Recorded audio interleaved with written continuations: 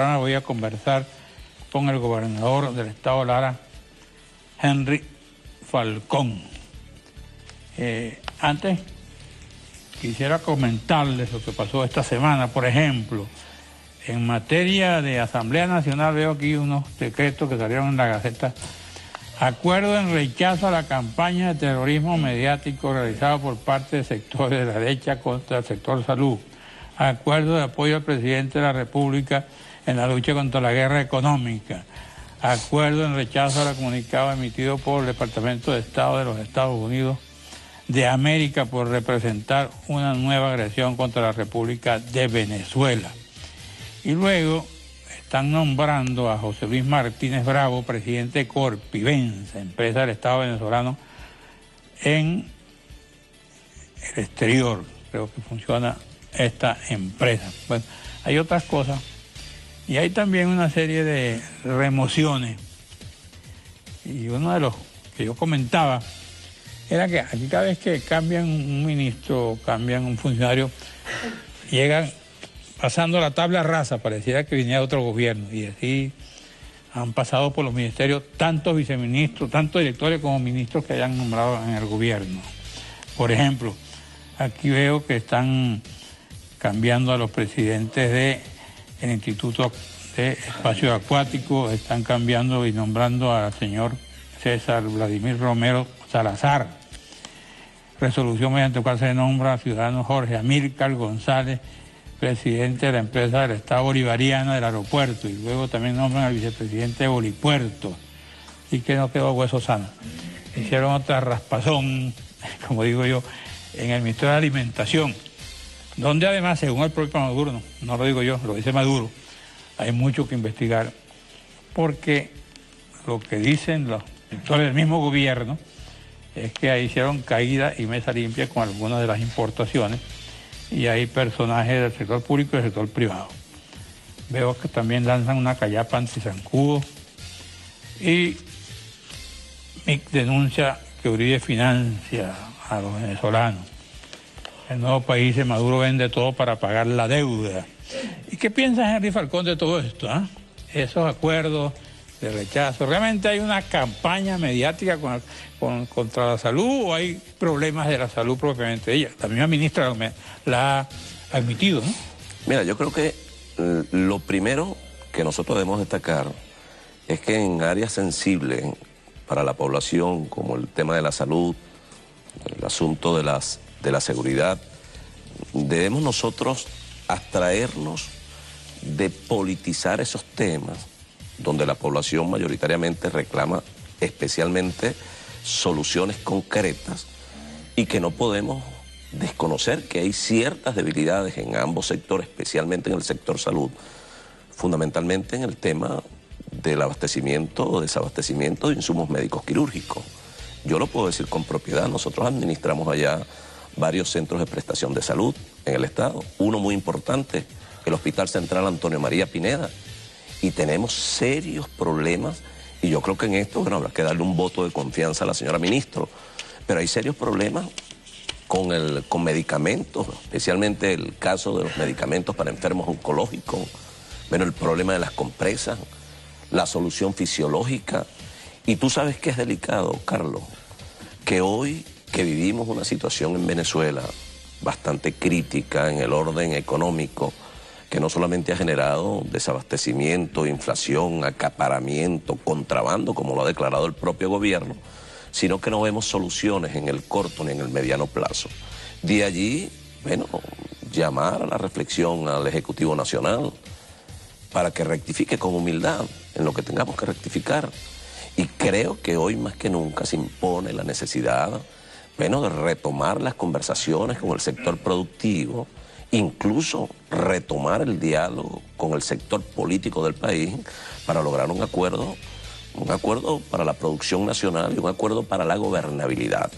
Yo creo que eso está pendiente y nosotros apostamos a la gobernabilidad del país, no apostamos a la anarquía y al desorden, pero hay serias debilidades que afectan especialmente o fundamentalmente a la población más desposeída, a los pobres. Si no, vayamos a ver lo que está ocurriendo en los hospitales. las carreras que anda echando la gente por las farmacias, por todas partes para buscar un medicamento. Eso está ocurriendo, eso no lo podemos negar, eso es una verdad.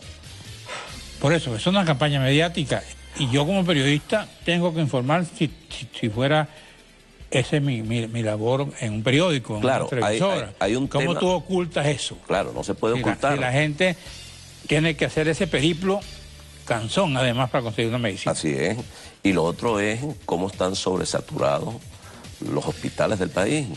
Porque aquí en un momento, Carlos, se privilegió una, vamos a decir, una estructura alterna a lo que es la estructura tradicional del sistema hospitalario y ambulatorio, y hagamos un análisis comparativo hoy de cuáles son las condiciones. El otro problema, yo no entiendo por qué esos acuerdos sobre guerra mediática. La propia ministra de Salud admite que hay un problema de la enfermedad, es difícil pronunciar, que hay dengue en un informe del Ministerio de Salud, ¿no? Lo hay.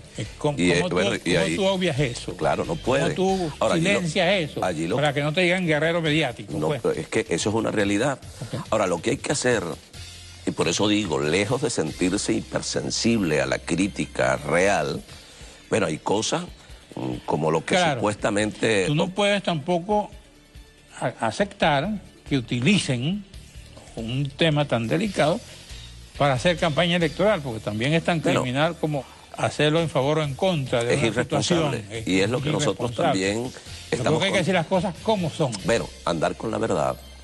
Y por otra cosa, repito, reconocer con humildad que hay de verdad serios desequilibrios en el orden de lo social que requieren no solamente la atención del gobierno, sino que el gobierno puede explorar mancomunidades con otros sectores que pueden contribuir en la resolución. En Barquisimeto he leído también, no sé si hay guerra mediática, que están frecuentemente manifestaciones protestando diversos sectores de la sociedad larense, ¿no? Bueno, la protesta es legítima, democrática, válida, constitucional, en los términos previstos en las leyes.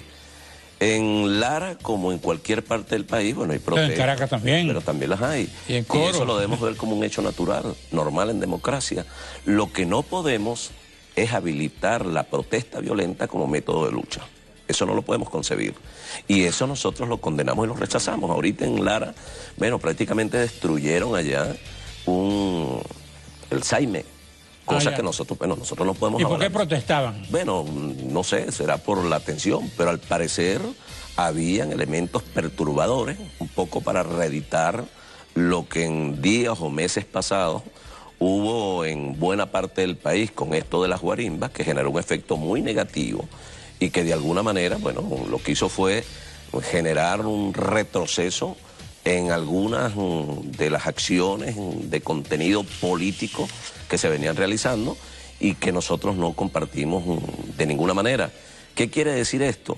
Que pareciera que hay algunos sectores que piensan que los cambios en el país se generan por la vía de la violencia, de la anarquía, del desorden, cosas que nosotros ni acompañamos ni acompañaremos y jamás estaríamos nosotros dispuestos a transitar un camino no solamente de violencia, sino de aventura que desconozca lo previsto en la Constitución y en las leyes. Ahora, ¿cómo impides tú las protestas? ¿Cómo impides tú las manifestaciones si la gente siente que el agua no le llegó, si la gente siente que la luz no le llega, si la gente siente que tiene problemas de inseguridad, pues por la cual luchan? Y es el primer... Bueno, pero por eso te digo, es que tú puedes protestar. La primera causa de protesta en el país es la inseguridad. Una protesta no es daño al patrimonio público.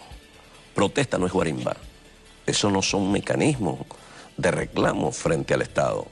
Yo soy gobernador y allí nosotros también tenemos serias dificultades, bueno, por los deficitarios que son nuestros presupuestos. El caso, por ejemplo, de la homologación de los docentes. Recientemente teníamos una paralización en el sector salud, etcétera. Pero nosotros tenemos que explorar vías para solucionar. Y de allí la necesidad del diálogo y la concertación, el entendimiento con todos los sectores. Y la protesta, respetarla. En la misma medida, repito, que la misma se realice en el marco de la Constitución y las leyes de la República. Ahora, ¿tú te sientes más comprometido con la oposición o estás ideológicamente comprometido con el proceso del gobierno que en este momento está en Venezuela? Yo estoy comprometido con el país. Yo estoy comprometido con la mayoría de los venezolanos. ¿Ni con uno ni con otro? No, yo estoy comprometido con el país. Es que ese es el ¿Pero tú eres oposición o eres gobierno? Yo soy adversario del gobierno. Y nosotros tenemos un propósito en común. En la unidad, a pesar de que tenemos diferencias, que es lógico y natural en democracia. ¿Cuál es la mayor diferencia? La mayor diferencia quizás la visión que tienen algunos distintos a otros, legítimos como es. ¿Tú sientes que hay gente que quiere tumbar a Maduro? Yo no es que crea que hay gente que quiere tumbar a Maduro. Yo creo que hay gente que cree que los caminos son distintos a lo democrático. Y eso nosotros, te repito, no nos acompañamos ni tenemos la obligación de reconocerlo. Para nada. Nosotros creemos que el camino es electoral. Creemos nosotros que a pesar de nuestras diferencias, el debate a lo interno y la necesidad de llevar un mensaje claro a la población es el trabajo que tiene que construir desde la unidad democrática. Cuando tú oyes, Henry, que plantean la renuncia de Maduro, ¿qué sientes tú? Nada. ¿Apoyo? Nada, porque eso depende de Maduro. Eso es como que si a mí me ven a pedir la renuncia. Yo renuncio si quiero. Ahora, ese, en mi criterio, no es en mi criterio el camino. No lo va a hacer. ¿Por qué? No lo va a hacer. Bueno, tiene que ser, al menos que él y su partido reconozcan que ciertamente aquí no hay posibilidad de avanzar, ¿no? Ahora, nosotros en la unidad democrática estamos conscientes de que hay una severa crisis en el país que requiere de una presencia activa de los factores de la unidad en la calle y que nosotros podamos, más allá de la diatriba política, bueno, adentrarnos en el tema económico, en el tema social, llevar propuestas concretas a la población y presentarle un modelo alternativo al país que creo que está en vías de materializarse en la misma medida en que nosotros podamos interpretar fehacientemente lo que recogemos de calle. Bueno, no estás de acuerdo con algunos planteamientos que se están haciendo allí. Y en los últimos días se ha volcado sobre la opinión pública una polémica, no polémica, unos anuncios de cómo sustituir a Veledo en la MUD. Ese es punto uno. Punto dos, hay sectores que están pidiendo un Congreso ciudadano. Otro sector está pidiendo la constituyente. ¿Con quién estás tú, compañero? Yo estoy con el camino electoral y creo que allí tenemos que concentrar todos nuestros esfuerzos. Dejar la diatriba de un lado. El camino electoral es también revocatorio, es también... Fortalecer el camino que nos permita a nosotros obtener una mayoría en el proceso electoral de las parlamentarias del próximo año para poder iniciar... Ahora, Henry, el revocatorio puede ser una salida, como plantea la gente de la Unidad Democrática. Bueno, es una salida prevista en la Constitución y que perfectamente nosotros pudiéramos transitar, sin duda alguna, pero tenemos que concebir una estrategia, unas acciones y, por supuesto, tenemos que fortalecer la unidad con una visión unánime de cuál es el propósito que nos estamos planteando para el país desde la unidad democrática y tenemos además que tomar las calles, aprender a caminar con los pobres. Tenemos que saber interpretar las necesidades de la gente. Bueno, esa es una de las propuestas, pero más de las propuestas, es una de las recomendaciones para el debate. La unidad, nosotros tenemos que trascender los espacios mediáticos y tenemos que ir al barrio, ir al campo, donde hay serias debilidades porque no llega el mensaje con contundencia. No llega el mensaje ni llegan los unitarios tampoco, bueno, ¿no? Y donde necesariamente nosotros tenemos que ir también allí a generar una conciencia colectiva para el cambio que reclama el país. La mayoría del país, hoy día, la mayoría de los venezolanos reclaman un cambio. Ahora, ese cambio tenemos que construirlo desde abajo, con los sectores de los estratos medios de la población, con los sectores altos, pero especialmente con la población más pobre. Entonces, que además, un cambio de gobierno. Un cambio es que el cambio de gobierno en el marco de la Constitución es previsto. Tú me hablaste ahorita del revocatorio. Claro. Bueno, hay quienes plantean una constituyente, cosa que yo no comparto. Yo creo que la constituyente es un error. ¿Por qué? En mi criterio, un error político, porque aquí los esfuerzos tienen que concentrarse en fortalecer esa unidad para poder obtener una mayoría que implique una revisión del sistema institucional en el Estado. Falcón, tú fuiste alcalde, ¿no? Y ahorita hay varios alcaldes detenidos. Está el comandante de la policía de San Diego. Ajá. Está Leopoldo López. Está Leopoldo. ¿Cuál es tu posición? Primero, mi solidaridad con ellos. Por supuesto, nosotros condenamos cualquier intento del Ejecutivo Nacional de desconocer sus derechos, como en efecto en algunos casos se ha hecho. aquí no se han cumplido los procesos establecidos en las leyes, menos se ha desconocido el debido proceso, etcétera, y nosotros entendemos que la lucha que tenemos que dar, no solamente para Leopoldo, para los alcaldes, sino también para todos los detenidos que hoy pudieran estar en condiciones precarias y que el Ejecutivo no ha tenido una respuesta certera frente al reclamo por violación de derechos humanos que se ha venido haciendo en todos estos últimos meses. Bueno, estamos conversando con Henry Falcón, gobernador del estado Lara. Y según Henry Falcón, hay que transitar los caminos constitucionales y electorales, sin descartar el revocatorio. Yo le pregunto, una renuncia de Maduro, desde el punto de vista en que aspira, como la está presionando algún sector de la oposición, ¿sería para el país bueno o malo? Mira, yo creo, ¿no? Si hay voluntad política de lograr un gran acuerdo nacional que se pudiera incluso explorar desde ahora sobre ese supuesto, partiendo de ese supuesto que tú planteas, pudiera ser bueno. No, plantea la oposición, yo te lo estoy transmitiendo. Bueno, pero es un supuesto que plantea un sector de la oposición. Ajá. Y que yo lo veo remoto, para ser objetivos y sinceros. Correcto. Yo lo veo remoto, pero partiendo de ese supuesto, pudiera ser válido en la misma medida en que nosotros podamos desde ahora explorar caminos de consenso. Por ejemplo, yo creo, te repito, ahorita es imperativo, bueno, retomar las conversaciones con el sector productivo del país. Aquí hay temas pendientes. Bueno, todo esto de la unificación cambiaria, eso es un tema pendiente. El ajuste del precio de la gasolina es un tema pendiente. El problema de la producción nacional es un tema que está allí. ¿Tú apoyarías el ajuste del precio de la gasolina? Sin duda, sin duda. Ahora, yo creo que ese es un debate que hay que dar con todo el país, pero creo que es irresponsable también no hacerlo. Y postergarlo más pudiera, a su vez, tener incidencias negativas para el país, como hasta ahora lo ha tenido. El costo de producir 1 litro de gasolina en Venezuela es pero totalmente superior al costo o al valor para poder equipar un tanque de combustible.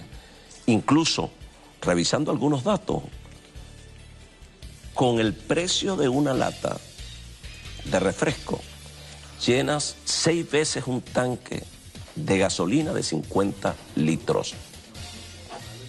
Ahora, ese recurso o ese subsidio que asume el Ejecutivo Nacional, que asume el país, que asume el Estado, tiene implicaciones en recursos que pudieran ser destinados para poder fortalecer la producción nacional. Se estima que en el orden de los 9.000 millones de dólares le cuesta al país. Pero eso también tiene que venir acompañado de otras medidas. ¿Por ejemplo? Por ejemplo, bueno, revisar los subsidios que Venezuela también otorga a otros países. Por ejemplo, el caso de Cuba. Y lo otro, el destino de los recursos excedentarios que recibiría el país por concepto del ajuste del precio de la gasolina. ¿Cuál sería el destino?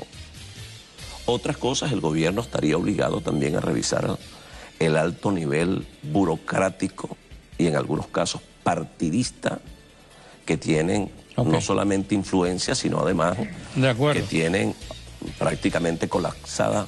En Barquisimeto se ha presentado el anuncio del impulso del cierre. ¿Qué has hecho tú para evitar eso? Bueno, tengo entendido que han habido ya algunas conversaciones con la Fundación Maneiro, que es la que se encarga de hacer la distribución del papel. Conversamos en por lo menos 3 oportunidades con la familia Carmona, a través de Juancho Carmona. Nos informaron de la situación, que es delicada. Planteamos la necesidad de intermediar frente al gobierno, cosa que no se pudo materializar, pero nos alentó el hecho de que ellos... ¿No materializaron? Porque algunas veces no es fácil tener un diálogo fluido con el gobierno por esto de la polarización que te plantea el país en blanco y negro. Si no es fácil, ¿por qué tú insistes en el diálogo? Pareciera que no hubiera voluntad política para un diálogo. No voy a entrar en la consideración de si es necesario o no, pero cuando tú hablas con sectores de la oposición, dices, ¿para qué voy a ir a un diálogo si lo que planteo no se me concede? Y cuando tú hablas del gobierno, yo lo tengo aquí a las dos partes siempre, me dice, bueno, ¿por qué yo voy a dialogar para ceder? Si este es un proyecto que tiene que ir, tienen que respetar el plan de la patria, tienen que respetar todo lo que está previsto en el plan revolucionario del presidente Chávez. Eso es tan sencillo como eso. Tú concibes un diálogo así. Porque es el único camino para alcanzar la paz, el único. Y hoy más que nunca... Claro, pues si no quieren las partes. Pero es que van a tener que hacerlo. Nosotros lo hemos dicho. Y solamente ¿Cómo van a tener que hacerlo? Pero ¿Por qué? Porque las circunstancias y la dinámica política, económica y social del país... ¿Piensa que si no hay diálogo puede haber un sacudón? Es que lo va a haber. Distinto al Lo que no queremos, Carlos, es que tengamos que dialogar a un alto costo social, como ha sucedido en otros países.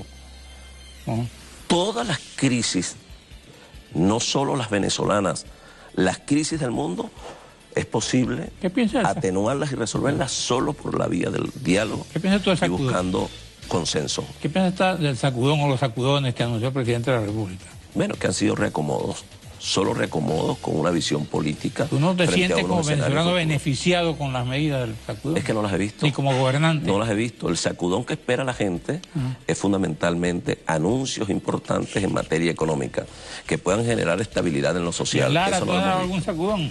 No, nosotros hacemos nuestras revisiones regulares. ¿Qué hay? Las hacemos. Eso que hizo el Ejecutivo Nacional de hacer cambios y reacomodos y de alguna manera adecuar la estructura de gobierno, eso lo hacemos nosotros con regularidad. Ahora, nosotros presentamos un plan estratégico que hemos denominado un plan estratégico para la construcción del nuevo modelo progresista y lo estamos cumpliendo en Lara. ¿Ese es tu partido? No, el partido es Avanzada Progresista. Nosotros creemos en la construcción de un modelo alternativo frente al socialismo, el progresismo. ¿Que tienen problemas en la MU también, Avanzada Progresista o alguno de sus dirigentes? No, en lo absoluto. Nosotros tenemos las diferencias que debemos tener en la mesa de la unidad democrática, pero damos un debate sincero, lleno de verdad y además con propuestas. Y hasta ahora creo que hemos avanzado y es más lo que hemos construido en la mesa de la unidad democrática que lo que hemos dejado de construir. En el reacomodo social y político de Venezuela hay unas diferencias insalvables entre lo que llaman sector militar y sector civil. ¿Tú piensas que el gobierno se ha militarizado mucho, como denuncian algunos sectores de la oposición? Yo pienso que la Fuerza Armada tiene mucho que aportar al país. Ahora, creo que el gobierno se ha hecho del sector militar de tal manera presente en la administración pública que ha abandonado buena parte de sus propias tareas, de las tareas que le asigna la Constitución, la soberanía, el resguardo de la soberanía nacional, el fortalecimiento de una estrategia militar que de alguna manera contribuya a la paz en el país, y yo creo sin duda alguna que la Fuerza Armada tiene mucho que aportar. ¿Se ha politizado la Fuerza Armada? Yo creo que sí, como se han politizado todas las instituciones del Estado. ¿Eso es bueno o es malo? Bueno, yo creo que eso ha sido negativo. Si no veamos lo que ha ocurrido, ¿Entonces por ejemplo, un militar politizado? Bueno, pero es distinto. ¿Por qué? Yo soy un militar retirado, en condiciones hoy de demócrata republicano ejerciendo un cargo de representación popular. Ahora, cuando digo la politización de las instituciones del Estado, no solamente en el sector militar, el Poder Judicial, todas las instituciones del Estado se han politizado al extremo. Si tú eras Maduro ahorita, ¿qué harías? Reflexionaría y rectificaría. Gracias al gobernador del Estado de Lara, gracias.